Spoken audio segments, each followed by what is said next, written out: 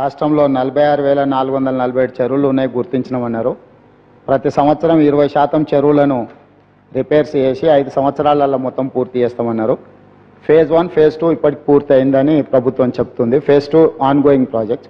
So ఇక్కడ ప్రభుత్వాన్ని మేము సూటిగా అడిగేది, ఫేజ్ 1లో మీరు తీసుకున్న చెరువుల సంఖ్య ఎంత, కేటాయించిన నిధులెన్ని, ఖర్చు పెట్టిందని, అందులో అక్రమాలు జరిగినాయని అవినీతి జరిగిందని ఏమైనా ఆరోపణలు వచ్చినాయా, వస్తే ఎంత మేర నిధులు ఈ అక్రమాలల్లో నిగ్గుదేల్చిండ్రు, ఏ అధికారుల మీద చర్యలు తీసుకుండ్రు. నెంబర్ 1 అధ్యక్ష.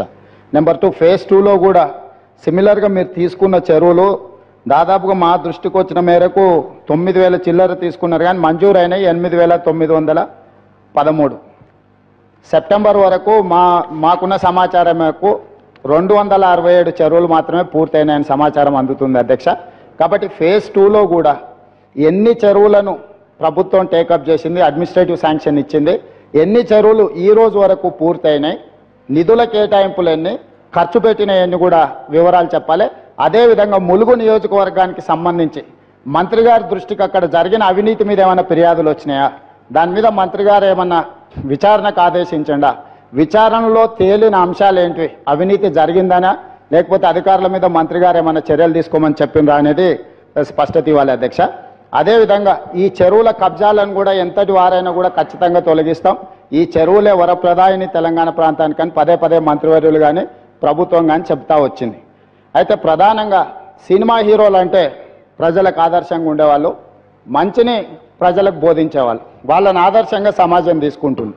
హైటెక్ సిటీ ఎదురుగా గురుకుల్ భూములలో ఎన్ కన్వెన్షన్ అనే ఫంక్షన్ హాల్ ఏదైతే ఉందో అక్కడున్న చెరువులో సగానికి అడ్డంగా గోడ కట్టి కొన్ని ఎకరాలు ఆక్రమించుకొని ఫంక్షన్ హాల్ నిర్వహిస్తున్నారు. పదే ప్రభుత్వం దృష్టికి వచ్చింది, టీవీ ఛానళ్ళల్లో పేపర్లలో చూపించారు. అక్కినేని నాగార్జున గారు కూడా దాని మీద స్పందించారు. ఈనాటి వరకు ఆ ఆక్రమణలు తొలగించలేదు. ఎందుకు అక్కినేని నాగార్జున గారు ఆక్రమించుకున్న చెరువుల ఆక్రమణలు తొలగించలేదు, ఎందుకు చర్యలు తీసుకోలేదు, ఏ శక్తులు అడ్డం పడుతున్నాయి, ఎప్పటిలోగా చర్యలు తీసుకుంటారో మంత్రి గారు సూటిగా సమాధానం చెప్పాల్సిందిగా కోరుకుంటున్నాం.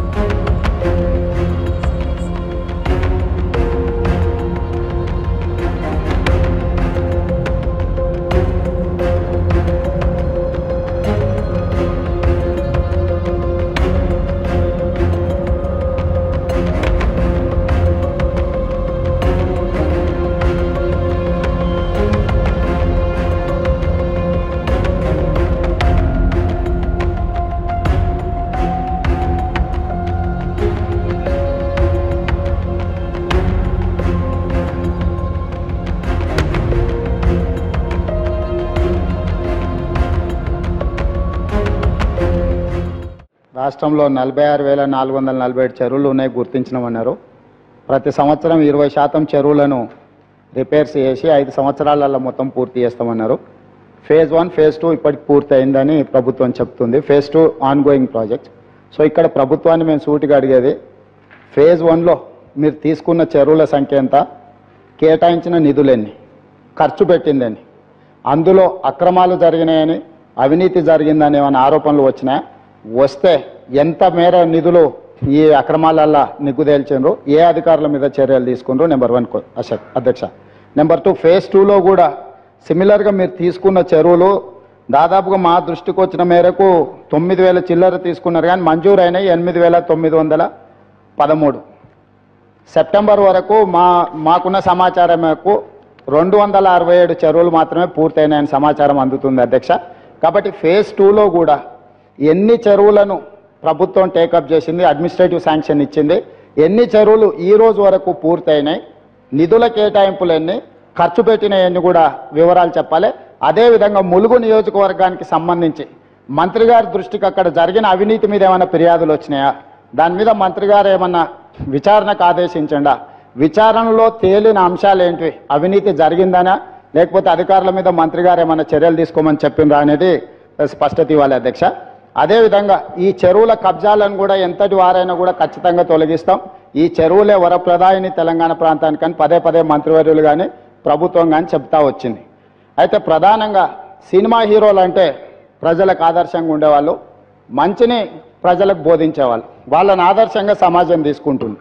హైటెక్ సిటీ ఎదురుగా గురుకుల్ భూములలో ఎన్ కన్వెన్షన్ అనే ఫంక్షన్ హాల్ ఏదైతే ఉందో అక్కడున్న చెరువులో సగానికి అడ్డంగా గోడ కట్టి కొన్ని ఎకరాలు ఆక్రమించుకొని ఫంక్షన్ హాల్ నిర్వహిస్తున్నారు. పదే ప్రభుత్వం దృష్టికి వచ్చింది, టీవీ ఛానళ్ళల్లో పేపర్లలో చూపించారు. అక్కినేని నాగార్జున గారు కూడా దాని మీద స్పందించారు. ఈనాటి వరకు ఆ ఆక్రమణలు తొలగించలేదు. ఎందుకు అక్కినేని నాగార్జున గారు ఆక్రమించుకున్న చెరువుల ఆక్రమణలు తొలగించలేదు, ఎందుకు చర్యలు తీసుకోలేదు, ఏ శక్తులు అడ్డం పడుతున్నాయి, ఎప్పటిలోగా చర్యలు తీసుకుంటారో మంత్రి గారు సూటిగా సమాధానం చెప్పాల్సిందిగా కోరుకుంటున్నాం.